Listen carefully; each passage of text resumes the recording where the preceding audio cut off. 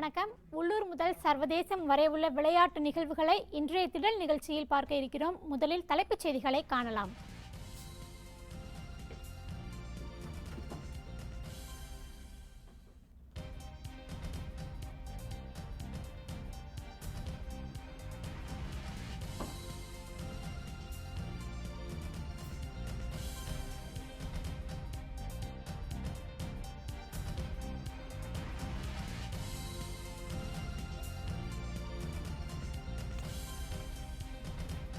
ICC test தரவரிசை பட்டியல் வெளியீடு.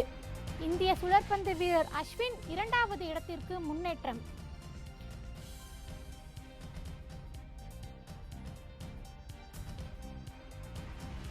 காது கேளாதோருக்கான ஒலிம்பிக் தொடரில் 5 பதக்கங்களுடன் தாயகம் திரும்பிய இந்திய வீரர்கள். மத்திய விளையாட்டுத்துறை அமைச்சர் வரவேற்கவில்லை என அதிருப்தி. டிஎன்பிஎல் தொடரில் இன்று தூத்துக்குடி மற்றும் சேப்பாக் அணிகள் மோதல். வெற்றி பாதையை தொடரும் அணி எது என ரசிகர்கள் எதிர்பார்ப்பு. இந்திய கேப்டன் மித்தாலி ராஜுக்கு குவியும் பரிசு மழை. BMW காரை பரிசாக வழங்கினார் தொழிலதிபர் சாமுண்டீஸ்வர்நாத்.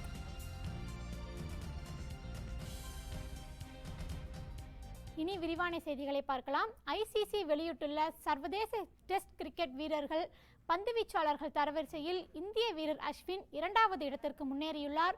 மற்றொரு இந்திய வீரர் ஜடேஜா முதல் இடத்தில் தொடர்ந்து நீடிக்கிறார். சர்வதேச கிரிக்கெட் கவுன்சில் வாரந்தோறும் சிறந்த வீரர்களுக்கான தரவரிசை பட்டியலை வெளியிட்டு வருகிறது.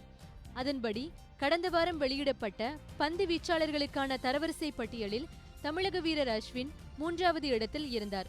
இலங்கைக்கு எதிரான முதல் டெஸ்ட் கிரிக்கெட் போட்டியில் அஸ்வின் 4 விக்கெட்டுகளை கைப்பற்றினார். இதன் மூலம் 3வது இடத்தில் இருந்து 2வது இடத்திற்கு முன்னேறியுள்ளார். அந்த டெஸ்டில் இலங்கை வீரர் ஹரத் 1 விக்கெட் மட்டுமே எடுத்தார். இதனையடுத்து ஹரர் 3ஆம் இடத்திற்கு தள்ளப்பட்டுள்ளார். மற்றொரு இந்திய சுழற்பந்து வீச்சாளர் ரவீந்திர ஜடேஜா தொடர்ந்து முதலிடத்தில் உள்ளார். பேட்ஸ்மேன்கள் தரவரிசை பொறுத்தவரையில் ஆஸ்திரேலிய கேப்டன் ஸ்டீவ் ஸ்மித் முதலிடத்தில் நீடிக்கின்றார். இங்கிலாந்து கேப்டன் ஜோ ரூட் 2வது இடத்திலும் நியூசிலாந்து கேப்டன் கேன் வில்லியம்சன் 3வது இடத்திலும் உள்ளனர். இந்திய வீரர்களில் இலங்கை டெஸ்டில் சதமடித்த புஜாரா 4வது இடத்தில் உள்ளார்.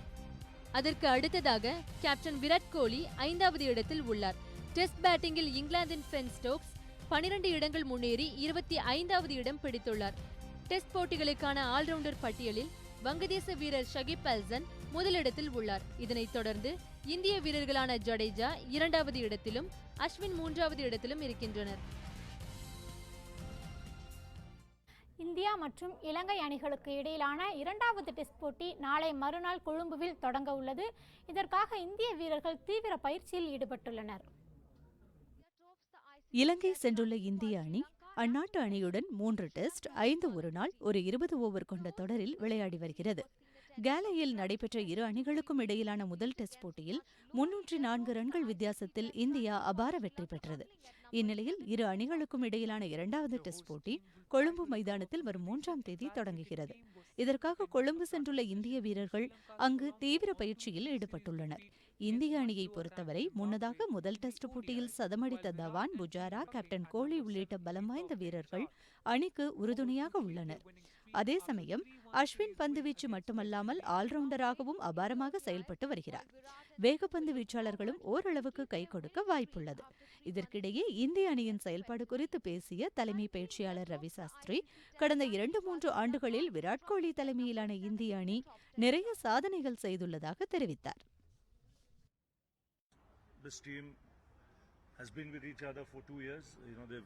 இந்திய அணி கடந்த 2-3 ஆண்டுகளில் மிகவும் அனுபவம் வாய்ந்த அணியாக மாறியுள்ளது. விராட் கோலி தலைமையிலான இந்திய அணி அதை நிரூபித்துள்ளது. இலங்கை மண்ணில் டெஸ்ட் தொடரை வென்று சாதித்துள்ளது. ஆஸ்திரேலியா போன்ற அணிகளையும் ஒருநாள் போட்டியில் வீழ்த்தியுள்ளது. இன்னும் கடினமான இங்கிலாந்து, தென்னாப்பிரிக்கா தொடர்கள் வரவிருக்கின்றன. என்னை பொறுத்தவரை இதுவரை இருந்த இந்திய அணியை விட இந்த அணி நிறைய சாதனைகள் செய்துள்ளது. இலங்கை அணியை பொறுத்தவரை முதல் ஆட்டத்தில் அடைந்த தோல்விக்கு பதிலடி கொடுக்கும் முனைப்பில் உள்ளது. வைரஸ் காய்ச்சலால் முதல் டெஸ்ட் போட்டியில் விளையாடாத கேப்டன் தினேஷ் சண்டிமால் இரண்டாவது டெஸ்ட் போட்டியில் விளையாடுவார் என எதிர்பார்க்கப்படுகிறது. அவர் அணிக்கு திரும்புவது அணிக்கு பலமாகவே பார்க்கப்படுகிறது. இந்த ஆட்டத்தில் இந்திய அணி வெற்றி பெற்றால் தொடரை வெல்லும் என்பதால் இந்திய வீரர்கள் வெற்றியை பெற தீவிர பயிற்சி மேற்கொண்டுள்ளனர்.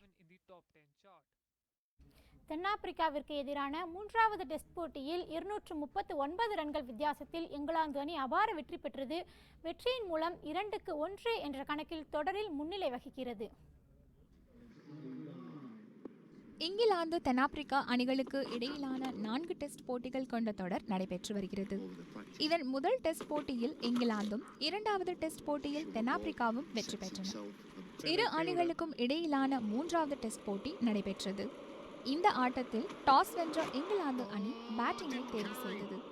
அதன்படி முதலில் களமிறங்கிய இங்கிலாந்து அணியின் தொடக்க வீரர் அலைஸ்டர் குக் 88 ரன்கள் சேர்த்தார்.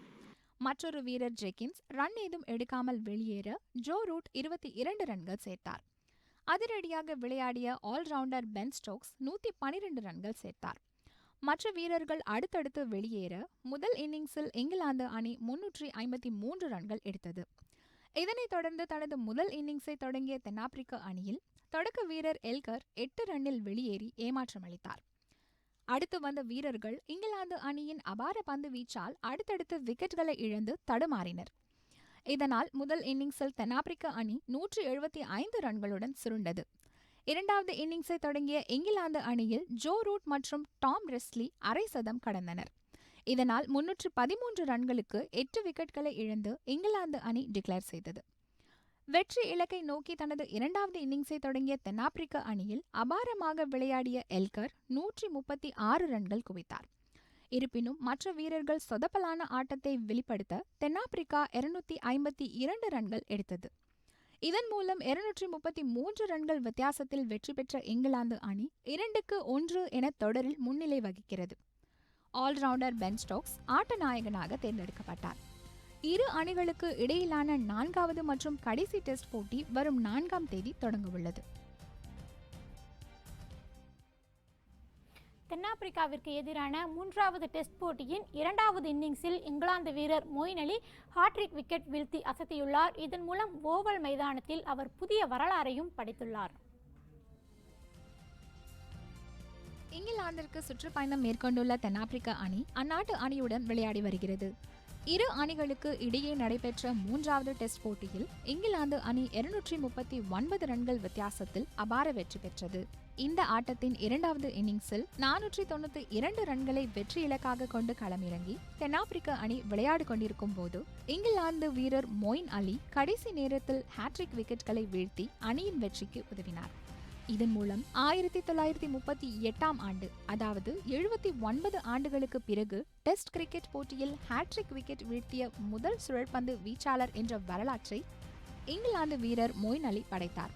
அதேபோல் டெஸ்ட் வரலாற்றில் ஹாட்ரிக் விக்கெட் வீழ்த்திய 4வது சுழற்பந்து வீச்சாளர் என்ற பெருமையையும், ஒட்டுமொத்தமாக டெஸ்ட் போட்டியில் ஹாட்ரிக் விக்கெட் வீழ்த்திய 13வது இங்கிலாந்து வீரர் என்ற பெருமையையும் பெற்றார் மொயின் அலி. லண்டன் ஓவல் மைதானத்தில் இதுவரை 100 டெஸ்ட் போட்டிகள் நடைபெற்றுள்ளன. இதில் இந்த மைதானத்தில் ஹாட்ரிக் விக்கெட் வீழ்த்திய முதல் வீரர் என்ற புதிய சாதனையையும் மொயின் அலி தன்வசப்படுத்தியுள்ளார். மகளிர் உலகக்கோப்பை கிரிக்கெட் தொடரில் சிறப்பாக விளையாடிய இந்திய வீராங்கனைகளுக்கு பாராட்டுகளும் பரிசுகளும் குவிந்த வண்ணம் உள்ளன. இந்திய கேப்டன் மித்தாலி ராஜுக்கு முன்னாள் முதற்தள கிரிக்கெட் வீரரும் தொழிலதிபருமான சாமுண்டி ஸ்வர்நாத் BMW காரை பரிசாக வழங்கியுள்ளார். உலகக்கோப்பை கிரிக்கெட் தொடர் இறுதி ஆட்டத்தில் இந்திய மகளிர் அணி இங்கிலாந்து அணியிடம் தோல்வியடைந்தது. இருப்பினும் இந்திய வீராங்கனைகள் போராடிய விதத்திற்கு பல்வேறு தரப்பினரும் வாழ்த்து தெரிவித்தனர். மத்திய விளையாட்டுத்துறை அமைச்சரான விஜய் கோயல் BCCI சார்பில் பாராட்டு விழா நடத்தப்பட்டு கௌரவிக்கப்பட்டனர். தொடர்ந்து இந்திய வீராங்கனைகளுக்கு பரிசு மலைகளும் குவிந்தன. இந்நிலையில் இந்திய கேப்டன் மித்தாலி ராஜுக்கு முன்னாள் முதல்தர கிரிக்கெட் வீரரும் தொழில் அதிபருமான சாமுண்டி ஸ்வர்நாத் BMW காரை பரிசாக வழங்கியுள்ளார். இதுகுறித்து பேசிய தொழிலதிபர் சாமுண்டி ஸ்வர்நாத் இந்திய வீராங்கனைகள் சிறப்பான ஆட்டத்தை வெளிப்படுத்தியதாக தெரிவித்தார். மித்தாலி ராஜ் கார் பரிசாக பெறுவது இது 2வது முறையாகும். முன்னதாக 2005ஆம் ஆண்டு உலகக்கோப்பை தொடரில் இறுதிப் போட்டி வரை இந்திய அணியை முன்னேற்றி சென்றதற்கு மித்தாலி ராஜிற்கு செவலட் கார் பரிசாக வழங்கப்பட்டது. முன்னதாக 2016ஆம் ஆண்டு நடைபெற்ற ரியோ ஒலிம்பிக் தொடரில் பேட்மிண்டன் பிரிவில் வெள்ளி வென்று சாதனை படைத்த PV சிந்து மல்யுத்தத்தில் வெண்கலம் வென்ற சாக்சி மாலிக், ஜிம்னாஸ்டிக் பிரிவில் 4வது இடம் பிடித்து புதிய சாதனை படைத்த தீபா கர்மாகர் மற்றும் பேட்மிண்டன் பயிற்சியாளர் கோபிசந்த் ஆகியோருக்கும் சாமுண்டீஸ்வரநாத் BMW காரை பரிசாக அளித்துள்ளார். அடுத்ததாக உள்ளூரில் நடைபெற்று வரும் கிரிக்கெட் களத்திற்குள் நுழையலாம். TNPL கிரிக்கெட் தொடரின் 11வது லீக் ஆட்டம் மழையின் காரணமாக ரத்தானது. இதனால் இரு அணிகளுக்கும் தலா ஒரு புள்ளி பகிர்ந்தளிக்கப்பட்டது. 8 அணிகள் பங்கேற்றுள்ள தமிழ்நாடு பிரீமியர் லீக் கிரிக்கெட் தொடர் சென்னை, நெல்லை, திண்டுக்கல் ஆகிய 3 இடங்களில் நடைபெற்று வருகின்றன. இதில் நத்தம் NPR கல்லூரி மைதானத்தில் நேற்று நடைபெற இருந்த 11வது லீக் ஆட்டத்தில் திண்டுக்கல் மற்றும் கோவை அணிகள் மோதுவதாக இருந்தன. டாஸ் போடுவதற்கு முன்னதாக மழை குறுக்கிட்டதால் டாஸ் போடுவதில் தாமதம் ஏற்பட்டது. இதனால் 7:15 மணிக்கு தொடங்க இருந்த ஆட்டம் பலத்த மழையினால் தாமதமானது. சுமார் 2.5 மணி நேரத்திற்கும் மேலாக மழை நீடித்ததால் ரசிகர்கள் ஏமாற்றமடைந்தனர்.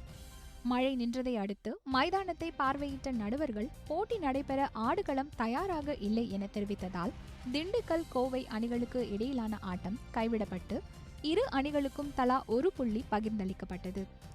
TNPL கிரிக்கெட் தொடரில் மழையினால் ஆட்டம் கைவிடப்படுவது இதுவே முதல் முறையாகும். ஆட்டம் கைவிடப்பட்டதை அடுத்து புக் மை ஷோவில் டிக்கெட் பெற்ற ரசிகர்களுக்கு அவர்கள் எந்த வழியாக பணம் செலுத்தினார்களோ அதே வழியில் முழு பணமும் மீண்டும் அவர்களுக்கு 7 நாட்களில் திருப்பி அளிக்கப்படும் என TNPL நிர்வாகம் தனது ட்விட்டர் பக்கத்தில் தெரிவித்துள்ளது. மேலும் விற்பனை மையத்தில் டிக்கெட் பெற்ற ரசிகர்கள் ஆகஸ்ட் 3ஆம் தேதி திண்டுக்கல்லில் உள்ள NPR கல்லூரி அலுவலகத்தில் காலை 10 மணி முதல் பெற்றுக்கொள்ளலாம் என்று தெரிவித்துள்ளது. TNPL கிரிக்கெட் தொடரில் இன்றைய லீக் ஆட்டத்தில் சேப்பாக்கம் மற்றும் தூத்துக்குடி அணிகள் மோத உள்ளன. பேட்டிங் மற்றும் பந்துவீச்சு என இரண்டிலும் சம பலம் வாய்ந்த இரு அணிகள் மோதும் முன்னோட்டம் குறித்த செய்தி தொகுப்பை பார்க்கலாம். 2வது தமிழ்நாடு பிரீமியர் லீக் தொடரில் நெல்லை சங்கர் நகர் மைதானத்தில் இன்று நடைபெறும் 12வது லீக் ஆட்டத்தில் நடப்பு சாம்பியன் தூத்துக்குடி அணியும் ஷேபாக் சூப்பர் கில்லிஸ் அணியும் மோத உள்ளன. இந்த ஆட்டம் மாலை 7:15 மணிக்கு தொடங்க உள்ளது. ஷேபாக் சூப்பர் கில்லிஸ் அணி முதல் ஆட்டத்தில் திருவள்ளூர் அணியையும் 2வது ஆட்டத்தில் கோவை அணியையும் அடுத்தடுத்து தோற்கடித்தது.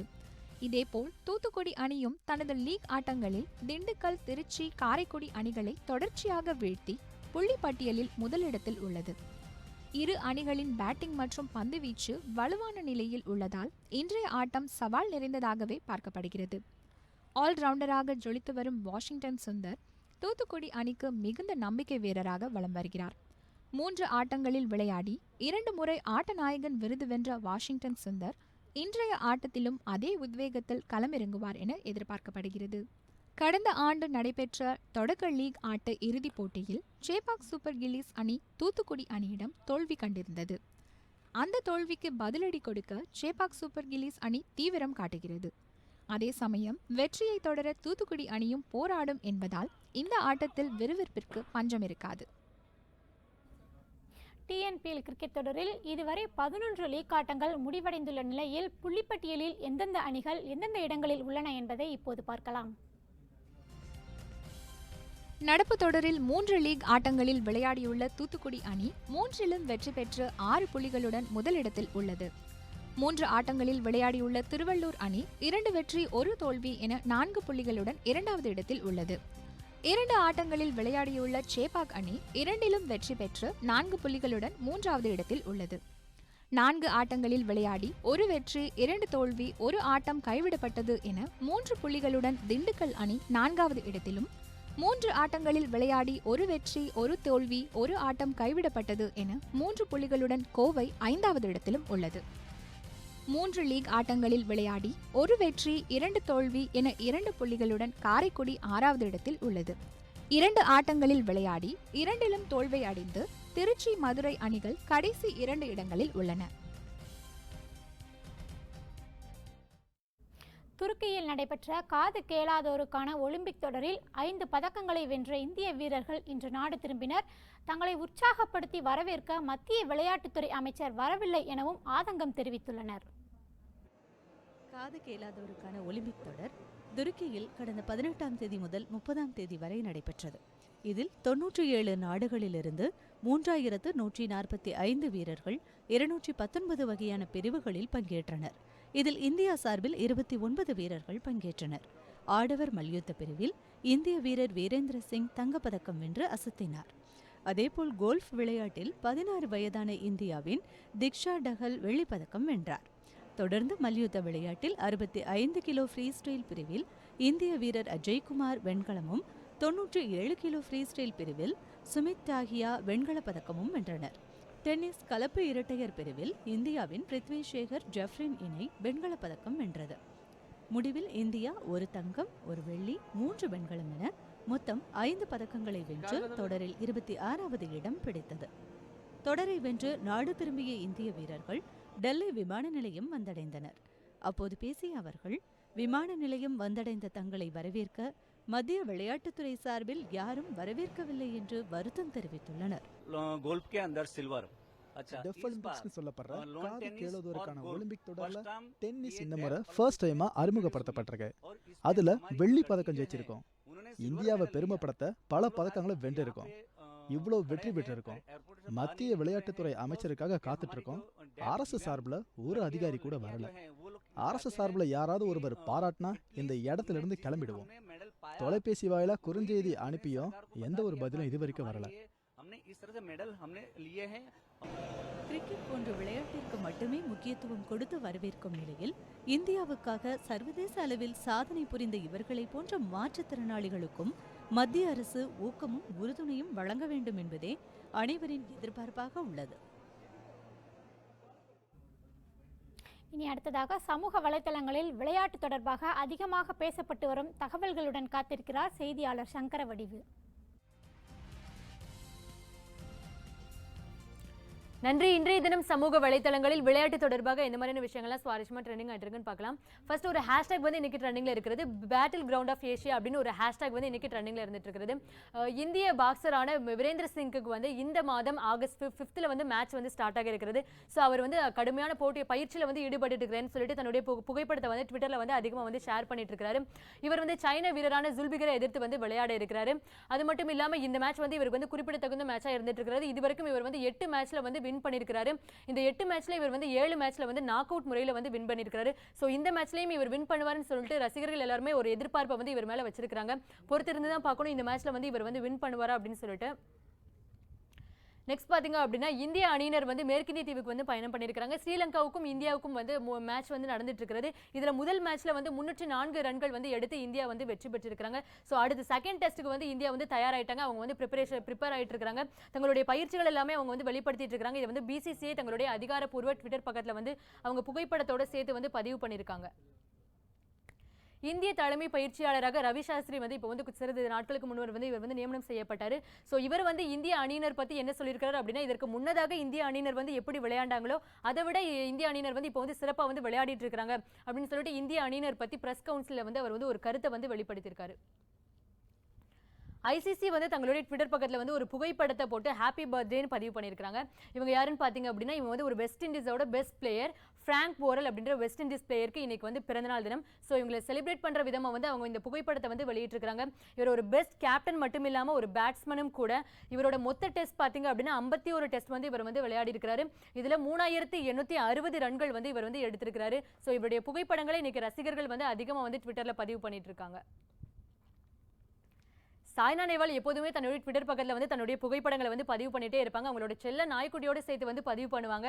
அவங்க அப்பாவோட புகைப்படங்களையும் கூட அதிகமாக வந்து ட்ரெண்ட் பண்ணிட்டு இருப்பாங்க. ஸோ அந்த வகையில் இன்னைக்கு சாய்னா நேவால் அவங்களோட நாய்க்குட்டி கூட அவங்க அம்மா இருக்கிற மாதிரியான ஒரு புகைப்படத்தை வந்து ட்விட்டரில் பதிவு பண்ணியிருக்காங்க. இதை பேட்மிண்டன் ரசிகர்கள் எல்லாருமே இந்த புகைப்படங்களை வந்து அதிகமாக வந்து இன்னைக்கு ஷேர் பண்ணிட்டு இருக்காங்க. அடுத்த செய்தியாக பார்த்தீங்க அப்படின்னா விமன்ஸ் ஈக்குவல் பே டே அப்படின்ற ஒரு ஹேஷ்டாக் வந்து ட்ரெண்டிங் ஆகிட்டு இருக்கிறது. இந்த ஹேஷ்டாக்ல வந்து செரீனா வில்லியம்ஸ் வந்து ஒரு கருத்தை வந்து பதிவு பண்ணியிருக்காங்க. விமன்ஸ்க்கு வந்து ஈக்குவல்ஸாக வந்து எல்லா ரைட்ஸும் கிடைக்கணும் அப்படின்னு சொல்லிட்டு பதிவு பண்ணியிருக்காங்க. கருப்பினத்த பெண்களுக்கு வந்து எல்லா ரைட்ஸும் கிடைக்கணும் அப்படின்னு சொல்லிட்டு அவங்க வந்து பதிவு பண்ணியிருக்காங்க. இன்னைக்கு இந்த மாதிரியான விஷயங்கள் தான் சமூக வலைத்தளங்களில் ட்ரெண்டிங்ல இருக்கு. நன்றி. சமூக வலைதள பதிவுகளுக்கு நன்றி சங்கர் வடிவு. தொடர்ந்து செய்திகளை பார்க்கலாம். சென்னையில் நடைபெற்று வரும் முருகப்பா தங்கக்கோப்பை ஹாக்கி தொடரின் நேற்றைய லீக் ஆட்டத்தில் பெங்களூர் மற்றும் இந்தியன் ரயில்வேஸ் அணிகள் வெற்றி பெற்றுள்ளன. 91வது MCC முருகப்பா தங்கக்கோப்பை ஹாக்கி தொடர் சென்னை எழும்பூர் மேயர் ராதாகிருஷ்ணன் மைதானத்தில் நடைபெற்று வருகிறது. 12 அணிகள் பங்கேற்றுள்ள இந்த தொடர் லீக் மற்றும் நாக் அவுட் முறையில் நடைபெற்று வருகிறது. இதன் 4வது நாளில் 2 லீக் ஆட்டங்கள் நடைபெற்றன. முதல் ஆட்டத்தில் பெங்களூரு ஹாக்கி அணியும் பஞ்சாப் அண்ட் சிந்த் வங்கி அணியும் மோதின. இந்த ஆட்டத்தில் முதல் பாதியில் இரு அணி வீரர்களும் கோல் எதுவும் அடிக்கவில்லை. இரண்டாவது பாதியின் 49வது நிமிடத்தில் பெங்களூரு அணிக்கு பெனால்டி கார்னர் வாய்ப்பு கிடைத்தது. அதனை கோலாக மாற்றினார் அந்த அணி வீரர் ரகுநாத். இதனால் பெங்களூரு அணி முன்னிலை பெற்றது. தொடர்ந்து 60வது நிமிடத்தில் பெங்களூரு அணி வீரர் சந்தீப் சிங் எதிரணி கோல் கீப்பரை லாவகமாக ஏமாற்றி ஃபீல்டு கோல் அடித்து அசத்தினார். இதேபோல் ஆட்டத்தின் இறுதியில் 66வது நிமிடத்தில் பெங்களூரு வீரர் ராஜ்குமார் ஃபீல்டு கோல் அடித்தார். இறுதி வரை பஞ்சாப் வங்கி அணியால் கோல் அடிக்க முடியவில்லை. முடிவில் 3-0 என்ற கோல் கணக்கில் பெங்களூரு ஹாக்கி அணி வெற்றி பெற்றது. பின்னர் நடைபெற்ற அடுத்த லீக் ஆட்டத்தில் நடப்பு சாம்பியனான இந்தியன் ரயில்வேஸ் அணியும் தமிழ்நாடு ஹாக்கி அணியும் மோதின. நடப்பு சாம்பியனான இந்தியன் ரயில்வேஸ் அணி தொடரில் முன்னதாக விளையாடிய 2 லீக் ஆட்டங்களிலும் வெற்றி பெற்ற உத்வேகத்தில் களமிறங்கியது. ஆட்டத்தின் 5வது நிமிடத்திலேயே இந்தியன் ரயில்வேஸ் அணிக்கு பெனால்டி ஷூட் அவுட் வாய்ப்பு கிடைத்தது. அதனை நேர்த்தியாக பயன்படுத்தி கோலாக மாற்றினார் அந்த அணி வீரர் கரண்பால் சிங். தொடர்ந்து துடிப்பாக விளையாடிய இந்திய ரயில்வேஸ் அணியில் 10வது நிமிடத்தில் பிரதீப் சிங் எதிரணி கோல் கீப்பரை ஏமாற்றி ஃபீல்டு கோல் அடித்து அசத்தினார். தொடர்ந்து 35வது நிமிடத்தில் அந்த அணி வீரர் ராஜுபால் ஃபீல்டு கோல் அடித்தார். இதனால் முதல் பாதியில் 3-0 என இந்தியன் ரயில்வேஸ் அணி முன்னிலை பெற்றது. இரண்டாவது பாதியில் தமிழக அணியின் கோல் முயற்சிக்கு முட்டுக்கட்டை போட்டனர் எதிரணி வீரர்கள். தொடர்ந்து நேர்த்தியான ஆட்டத்தை வெளிப்படுத்திய இந்தியன் ரயில்வேஸ் அணியில் 42வது நிமிடத்தில் ராஜுபால் மேலும் ஒரு கோல் அடித்து அசத்தினார். முடிவில் 4-0 என்ற கோல் கணக்கில் இந்தியன் ரயில்வேஸ் அணி தொடரில் ஹாட்ரிக் வெற்றியை பதிவு செய்தது. 2028ஆம் ஆண்டு ஒலிம்பிக் தொடர் அமெரிக்காவின் லாஸ் ஏஞ்சல்ஸ் நகரில் நடைபெறும் என அறிவிக்கப்பட்டுள்ளது. உலகின் மிக பாரம்பரியமான விளையாட்டுத் தொடர் ஒலிம்பிக் போட்டிகள். 4 ஆண்டுகளுக்கு ஒருமுறை கோடைக்கால போட்டிகள் மற்றும் குளிர்கால போட்டிகள் என 2 முறை நடத்தப்படுகிறது. மேலும் மாற்றுத்திறனாளிகளுக்கான பாரா ஒலிம்பிக் போட்டிகளும் 4 ஆண்டுகளுக்கு ஒருமுறை நடத்தப்பட்டு வருகின்றன.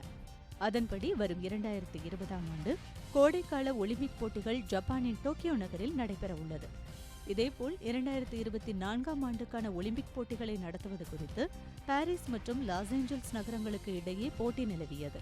இந்நிலையில் 2024ஆம் ஆண்டு ஒலிம்பிக் போட்டிகள் பாரிஸ் நகரிலும் 2028ஆம் ஆண்டுக்கான போட்டிகள் அமெரிக்காவின் லாஸ் ஏஞ்சல்ஸ் நகரிலும் நடைபெற இருப்பதாக தகவல்கள் வெளியாகியுள்ளன.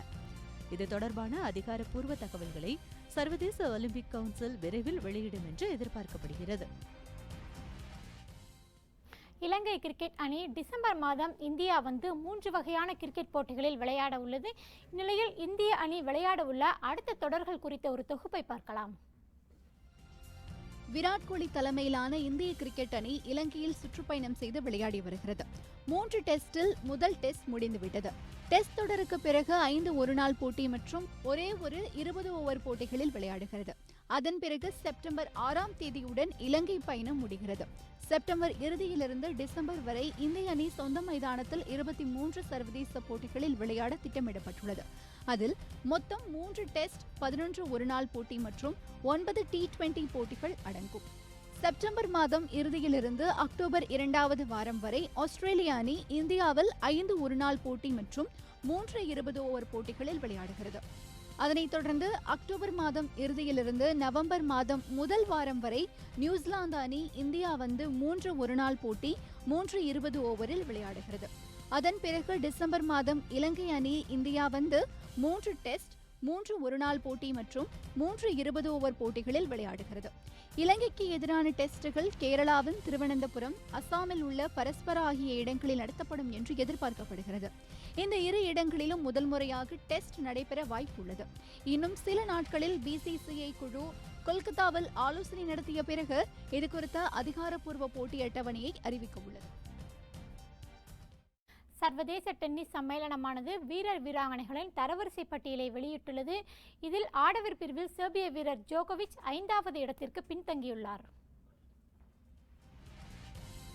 சர்வதேச டென்னிஸ் சம்மேளனமானது வீரர் வீராங்கனைகளின் தரவரிசை பட்டியலை வெளியிட்டது. அதில் பிரிட்டன் வீரர் முர்ரே தொடர்ந்து முதலிடத்தில் நீடிக்கிறார். ஸ்பெயின் வீரர் ரஃபேல் நடால் 2வது இடத்திலும், சுவிட்சர்லாந்து வீரர் ரோஜர் ஃபெடரர் 3வது இடத்திலும் நீடிக்கின்றனர். விம்பிள்டன் டென்னிஸ் தொடரில் முழங்கையில் ஏற்பட்ட காயத்தால் காலிறுதியில் வெளியேறிய செர்பிய வீரர் ஜோகோவிச் 4வது இடத்தில் இருந்து 5வது இடத்திற்கு பின்தங்கியுள்ளார். 5வது இடத்தில் இருந்த சுவிஸ் வீரர் வாவ்ரிங்கா 4வது இடத்திற்கு முன்னேறியுள்ளார். 2017 சீசன் முழுவதும் ஜோகோவிச் விளையாட மாட்டார் என தெரிவிக்கப்பட்டிருப்பதால் அவர் தரவரிசையில் மேலும் சரிவை சந்திக்க நேரிடும் என தகவல்கள் வெளியாகியுள்ளன. ஜெர்மனி வீரர் அலெக்சாண்டர் 3 இடம் முன்னேறி 8வது இடத்தை பிடித்துள்ளார். ஹாம்பர்க் ஓபன் போட்டியில் பட்டம் வென்ற அர்ஜென்டினா வீரர் மேயர் 89 இடங்கள் ஏற்றம் கண்டு 49வது இடத்தை பெற்றுள்ளார். இந்திய வீரர் யுகி பாம்ப்ரி 1 இடம் முன்னேறி 200வது இடத்தில் உள்ளார். இதேபோல் மகளிர் பிரிவில் செக் குடியரசு வீராங்கனை கேரோலினா பிளிஸ்கோவா முதலிடத்தில் நீடிக்கிறார். ருமேனியாவின் சிமோனா ஹலேப் 2வது இடத்திலும் ஜெர்மனியின் ஏஞ்சலிக் கெர்பர் 3வது இடத்திலும் உள்ளனர். இத்துடன் இன்றைய திடல் நிகழ்ச்சி நிறைவு பெறுகின்றது. மேலும் பல புதிய செய்திகளோடு சந்திக்கலாம். நாளைய திடலில் இணைந்திருங்கள் காவேரி நியூஸ் தொலைக்காட்சியுடன்.